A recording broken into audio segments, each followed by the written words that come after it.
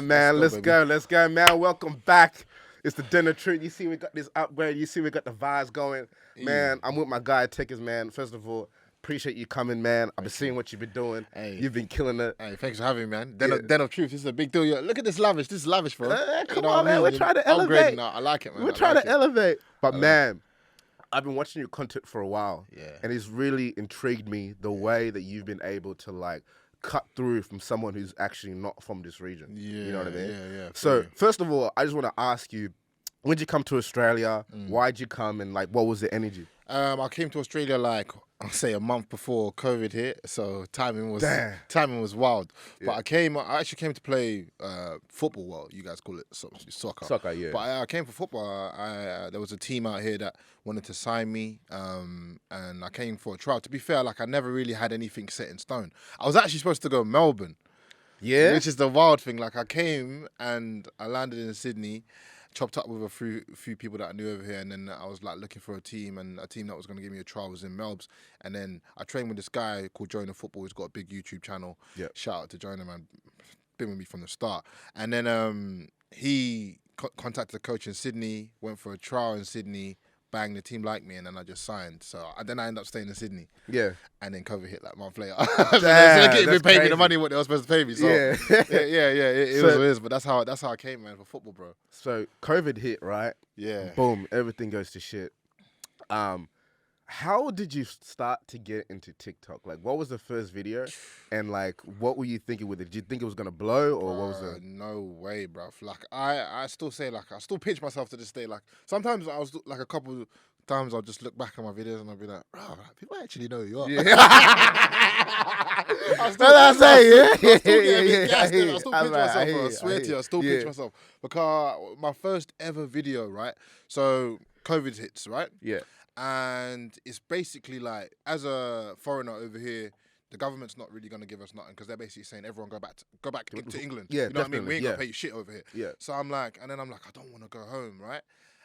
But the team I was playing for, I started off doing like coaching one-on-ones, right? Okay, so, like, yeah. Private coaching sessions for soccer, right? Which I still do now and then. And then through that period, I would be a bit bored. And one day, I was just like to myself, I'm going to jump behind the cap. There was a video of me playing, like, my highlights, like, I think it was, like, 2 years ago, right? Yeah. And the best player at the time, currently in the world, was, like, Virgil van Dijk. Okay, right? yeah. I'm not sure if you know who he is. He was the best player, though. Yeah. Not really now. Liverpool CB, yeah. So it was him. And so I jumped behind and I did a voiceover. I used to always do, back in the day, because I'm always someone that gashes myself, innit? Yeah. So like when I do like a good pass, I'll be like, oh man, that was sick. So I watch it back, innit? Yeah. I used to love watching myself back. So I basically just reenacted that. So I was doing my clips, and I did a voiceover of me playing. Yeah. And I was just gassing myself up, saying I'm Virgil van Dijk, blah blah blah blah. Posted the video. I was just like, yeah, whatever, like something I did back in the day. Right. And then I come back to it like 2 hours later. It was on like 200k views. I was like, and this is on TikTok. This is on TikTok. So I had no idea the algorithm. I had no idea what was going on. It's like 200k views. I was like, am I famous now? You know what I mean? I was like, that's a lot of people. That's a lot of views, bro. Like, am I famous now? I just got 200k views. Then it went 300k. Then I started seeing the comments. Then people started messaging me from like abroad, like Sweden, like, can you come from a trial over here? Can you come for a trial? Like people were offering me deals from that video, just like me gassing myself. And people like, can you do episode 1, episode 2, episode 3? So I ended up doing like more episodes, right? And then I just, one day, I never really showed my face or whatever. One day I just thought, you know what, let me just jump behind the camera and just do a little football thing, but in my voice, in it. And then people loved that. So I was like, oh, people actually love seeing my face while I'm actually talking about football. And it was just football to start with for a long period of time. So most people that have been following me from day one will know, like, oh yeah, we know him from the football days and the semi-pro football stuff. But what in my head, I think what I did that was different from other creators was I was like, this is very early stage of TikTok. And in my head, I was like, I'm not just a footballer. Do you know what I mean? So I was like, every so often I would just try a different avenue. I'd be like, all right, cool, let me just dabble in this avenue talking about Aussies. Mm-hmm. And then that video would blow up. I was like, oh, so people like that too? Yeah. Then I would dabble in a bit of something else. And what I did, I was like trying to create pockets that weren't just this football pocket. One lane. Because if you build this audience with just football, when one day you go, oh, I want to do something different, your football audience goes, what the fuck you doing? Yeah, Do exactly. you know what I mean? Good So is point. my language. Can we speak? Nah, of course, man. Okay. So it was like, so it was like that. So I just noticed that I didn't want to stay in one box. I wanted to have different avenues and different audiences, and then my audience that collectively comes together would understand that. So that's. So I think you touched on something that I want to get onto. Yeah. Like I always use this example. I remember like when I was like 18, when Instagram started to pop. Right, so transitioning from Facebook to Instagram. Oh yeah, that I was a on big Insta- that was a yeah. big transition, bro. But I was an early adapter of Instagram. I was like, man, I hate people who do not adapt to change. That's one, and I hate older people who be like, there was this little stigma around like TikTok for a while, or I don't want to be dancing. It's a kids app. Oh, it was, bro. Weren't they wrong though? Yeah, they were wrong. We came far. We came far from that. Yeah, because I was even getting roasted at the start because people were like, "Oh, it's a kids app," and that's what I thought because I was like, "Oh, like it's just kids on here. Nothing's ever gonna happen from TikTok." You know what I mean? But little did we know that it was gonna evolve into the app that what it is. So I think what I want to sort of like try to get your information and tap your knowledge in is like. Now, even for me, I'm starting to look at TikTok. I'm just like, yo, I can't be a hater, man. Where the people is at is where they're at. Like, if this is the way people like to communicate, this is the way people like to communicate. But in terms of how you set up your videos, and let me know if you don't want to give away this much game. Nah, I'm always giving away game. My followers know me. I give out game and relationship. So how everything. does sort of the algorithm work? Because I feel like it's such an open algorithm, and anyone can sort of come on. And it doesn't have to be like 100,000 views, but you can get way more traction than what you get in other platforms. Yeah. I guess what sort of tips do you have for people trying to make TikTok and trying to find their niche in TikTok? You know what is that the algorithm? I always say try and find something that is a niche, but it's hard to find a niche, and it's like honestly, it's what you like, right? And that's what I'm trying to do for myself. What you like, it sounds cliche. What you like, and then whenever I post a video, this is the one thing that I always say to myself before I post a video: is this video shareable? Good point. Yeah. Okay. Is it shareable? Are you gonna see the video and send it to someone else? Do you know what I mean? Yeah. Has it got the shock factor? Has it got something? Oh my god, no! You never see what he said here. Yeah. Oh my god, no! He said that. I got to send it to my boy. Yeah. If it hasn't got that factor, then it's never gonna get traction. Because how it works is, TikTok will pump it to a small group of people who then they will pump it to bigger and bigger and bigger and bigger and so on and so forth. So the video number one has to be shareable. Yeah. And that's the one thing I try and make on my videos. Yeah. Nah, that's a good point. I want to fast forward to this point, man. Yeah. So, anyways, I've been watching the videos, seeing you do your thing. I want you to break down the difference between the Australian culture and the British culture. And from your experience, what you have seen is the biggest differences. Okay. The Australian culture and British culture. They're similar in some ways, but they're also very different. The way I think Aussies, the banter levels. So say in England, right? The banter is very. We can go sarcastic. We can go that kind of vibe. That's probably the sarcastic. It seems like sometimes it seems like someone's trying to. I feel like with British people, if you don't understand that they're just trying to throw some banter at you, it might look like they're trying to be a smart ass. Yeah, you think they're trying to be serious, but mostly I think it's the sarcasm vibe. But Aussies do have what I learned is that they love to be roasted. They love to be roasted. Like they're like, oh, he's roasted. Like you know what I mean? Like they love that. And English people, I don't know if we like it that much. That's the only thing I would say. Like we can take the roasting, but it's like, oh, who's this guy? You know what I mean? Whereas Aussies, you roast him like, that's my boy. Yeah, that's my boy. You know what I mean? The more you roast, and then they start roasting you, and then that creates that relationship. Yeah, exactly. That's the one thing I will say is that Aussies can take the roasting. But in terms of culture-wise, I always say this is, when I look at it from a creator's perspective, I always say England's just way ahead. And that might be because, maybe they've got more money in TV and all of that sort of stuff, and maybe the bigger companies are more settled over there, but it just feels like they're way ahead over there.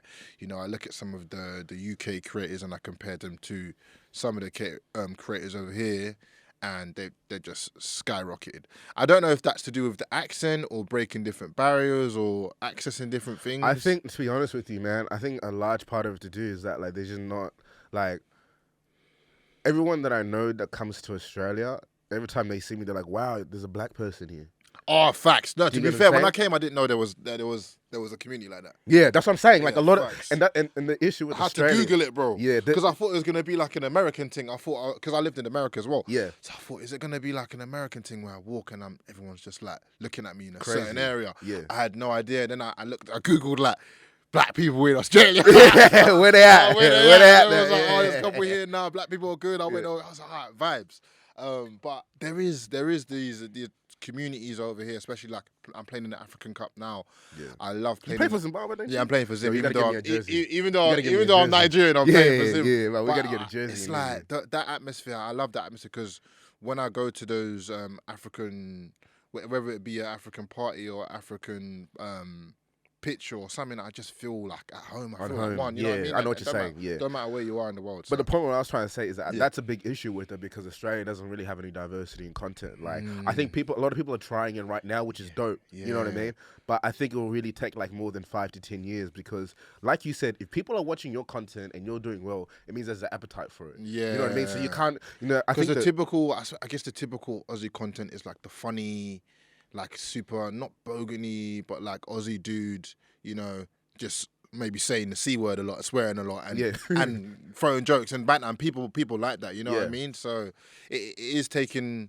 I think I have benefited from coming from because people say to me, if you were in the UK, do you reckon you would be as big? And I say, fuck no, bruv. I've been saying this for a while, but I've been saying that like Fuck no, I'm one not. thing, I'm one thing no... Australians love is a black man that can articulate themselves.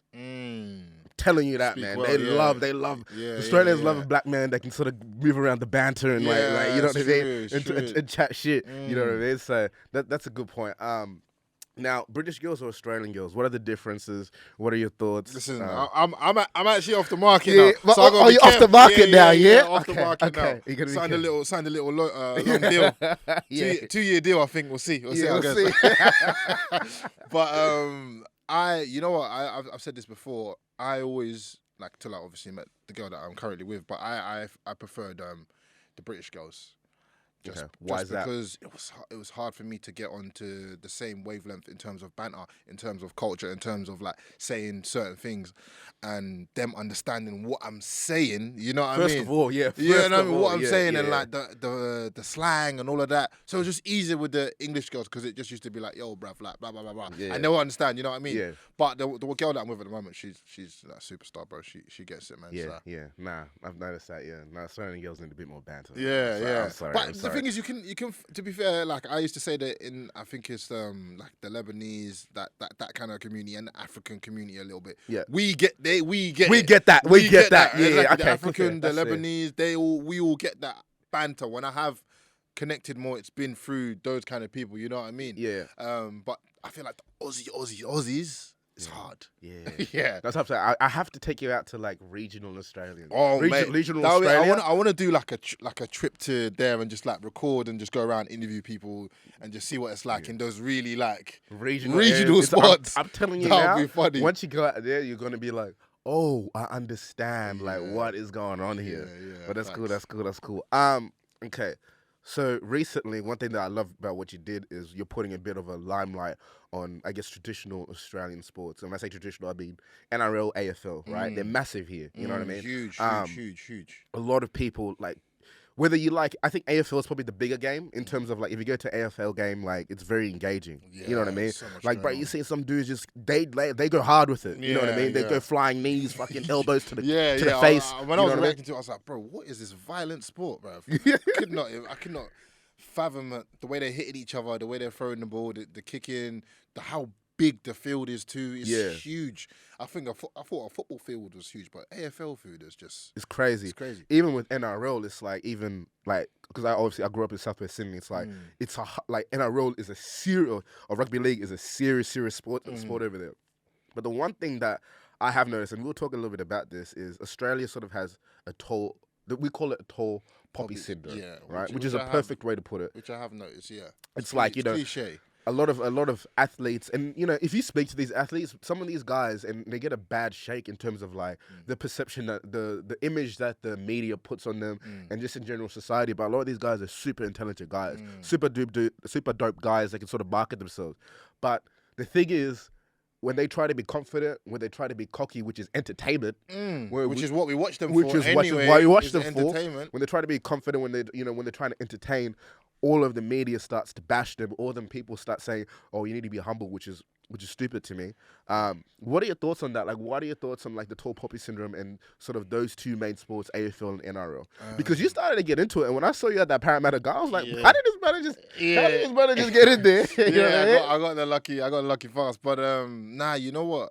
I'll touch on the tall poppy syndrome thing, which I think it goes back to Australian culture a little bit, right? In terms of, and I've noticed this with music artists and stuff, right? So like DSB and JC and Nasbar and the people that I listen to from the Aussie culture, I'm like, these guys are dope. Yeah. They should be bigger. Yeah. You know what I mean? And what I think it is that you guys kind of seek validation from like Europe or America first. Yeah. And then when Europe or America go, yeah, then you guys go, yeah. You know what I'm saying? But when it should be like building that local, like getting behind the local, getting behind the guy who's grew up in Redfern and building that guy up before anyone even notices them abroad. You know what I mean? So people come to, like, I always see Americans and British people come to Australia, especially artists, and just violate Australia, man.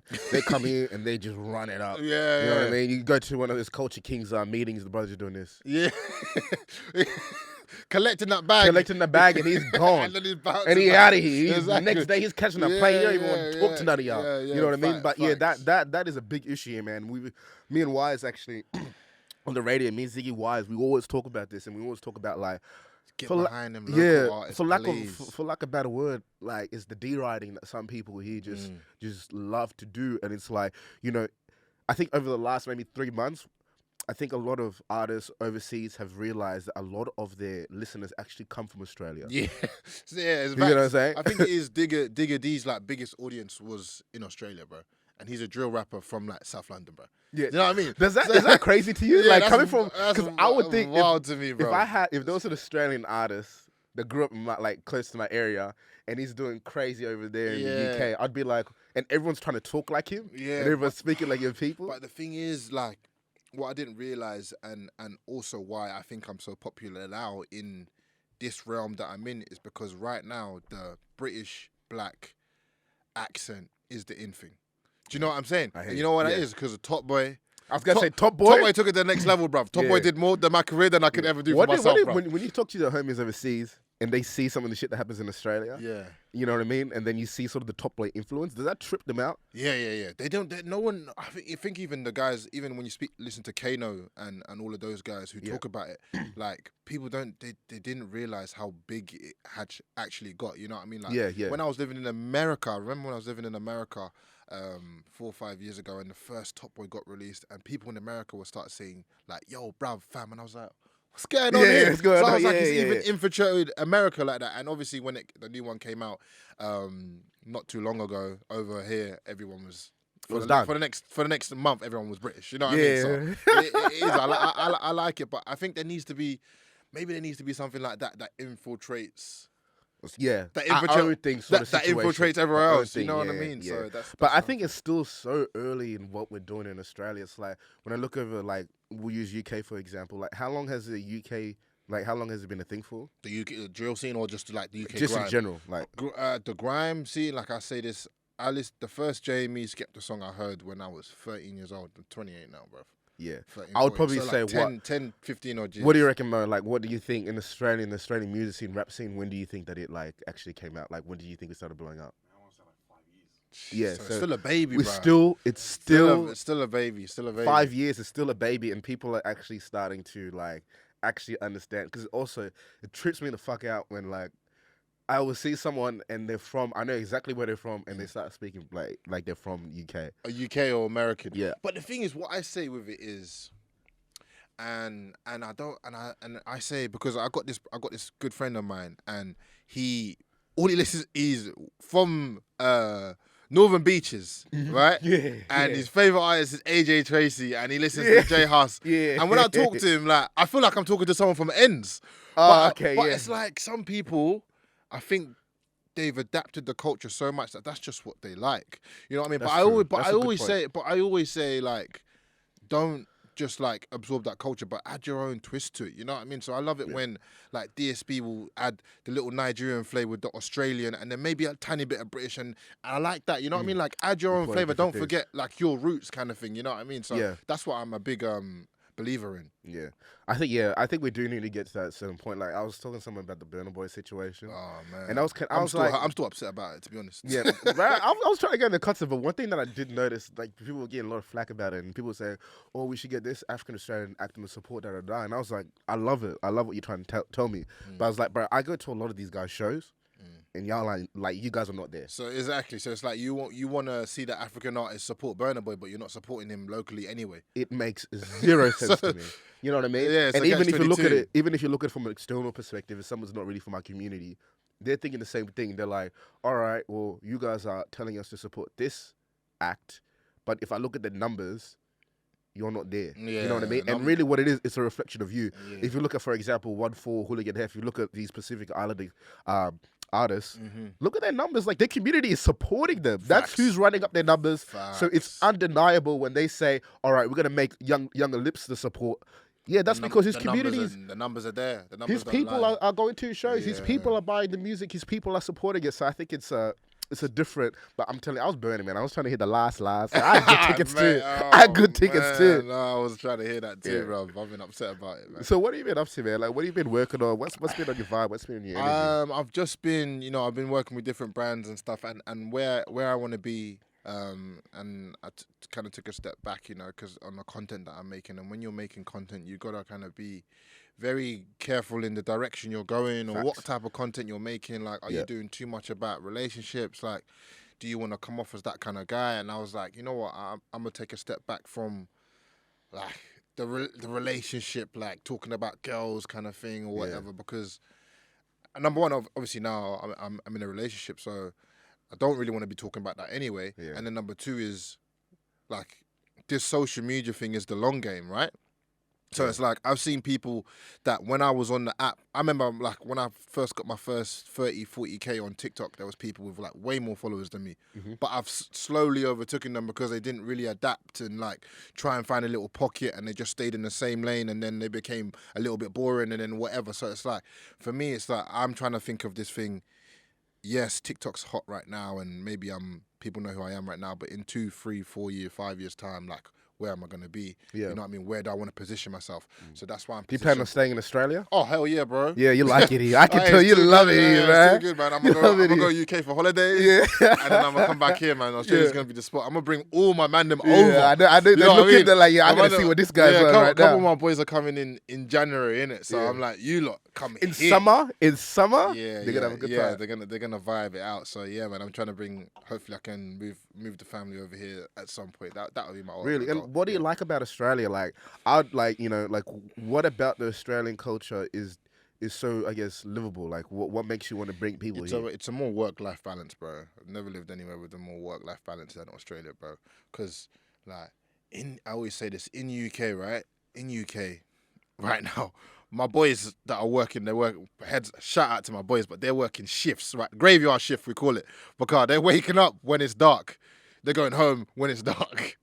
And then you work like that from like end of September times to like December, January, February almost, Christmas time you might have a little break, family or whatever, and then summer's out. So we're all in UK, you're just working.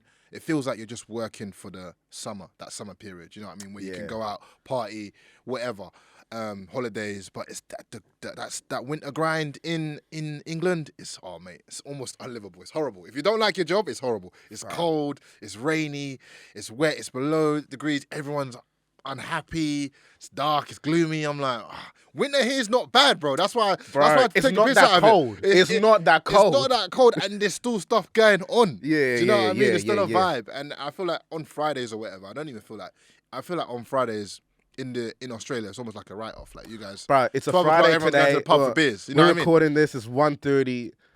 No one is at work outside. Yeah, everyone's just walking in Newtown. Everyone's on a vibe. What? It's about 25 degrees. Yeah. Come on, bro. Yeah, exactly. You know what I mean? It's blessed. Like, Yeah, you know, exactly. I was telling someone about that in Australia. I was like, the work-life balance. I was in America for a certain period of time, man. Yeah. You know, like one thing that I learned about America is that, bro, people work their asses off, bro. Oh, America. Even I can imagine the same with Europe. Yeah. You know what I mean? But in Australia, it's like you can at least. It doesn't matter what job you have in Australia. You can live. Yeah. You know what I mean? That's the most important thing. The only thing you need is more diversity, bro. Yeah. You can definitely live in that, and I feel like I don't know. I just feel like in the general consensus, right? And I don't know, just because I'm living in Sydney, or maybe it's the people I've been around or whatever. But I just feel like everyone's not. I don't feel like people are poor here. I don't know. Like They're dead not poor. They're not dead, poor like that. They're Yeah. dead poor. You know what I mean? Yeah. As in living check to check. Like parents living check to check can't. I haven't seen too much of that. And maybe I haven't been to the right areas. Maybe I haven't been involved in it too much. But in the UK or where I'm from, there's more than enough of those kind of. I think people. with Australia, you just got a lot of benefits, bro. Like in the UK, do you have like universal medical? Yeah. We have You have that. We have that. I think have in the- Australia, you got what's it called? Welfare payments. Oh yeah. So if shit gets hard, Yeah. ooh, I'm not even gonna count. I'm gonna try and snitch on everyone. But like 60% of Australians are welfare payments. So like it is what it is. But that's what makes 60%. I don't know. I'm just talking random numbers right Okay, now. okay, But all I'm trying to say, She's she's like, trying to like, get it back. hell no. She's like, no, that's not the data. But I'm just saying, a lot of people in the, but you have that. Like a lot of people, when shit gets tough, they fall back on the welfare and then come back when they need to get into. But that's a blessing. That's a good thing. Like people have things to fall back on. And secondly, it's the weather as well. You know what I mean? Especially, you've been in Australia in summer, right? Yeah. Oh yeah. The thing is, last summer wasn't that vibey. The summer before COVID, summer when COVID, it was vibes. Yeah. I came here yeah. like 1 week and it was hot, pool parties, you know, people going out drinking every day hot. I was like, this place is wicked. You know what I mean? And obviously then COVID hit, and then the next summer was a little bit rainy, wasn't it? Yeah, It it's was a bit dead. It was a bit dead still. Yeah. It was a bit dead still. But look, man, it's been a great conversation, man. Yeah. I love what you're doing, man. Thank you You so know much. what I mean? Your Thank- shit actually makes me laugh. Like sometimes you. I'll just be on my phone. I'll just be looking at it and be like, yo, what's this guy saying? This guy's crazy. But you, like, man. man, I think you're gonna kill it here, man. It's great to have like what I just love seeing like other brothers just win. Yeah, You know what I'm trying to say? Like we need more of us to win. We need more of us to start doing more things. 100%, man. Thank you for having me. Hopefully we can continue to work together. Man, let's do it, man. 100%. Dude, now we got the space. Shout out the space. Y'all see the things in the back. We can start doing that thing. All right, easy, man.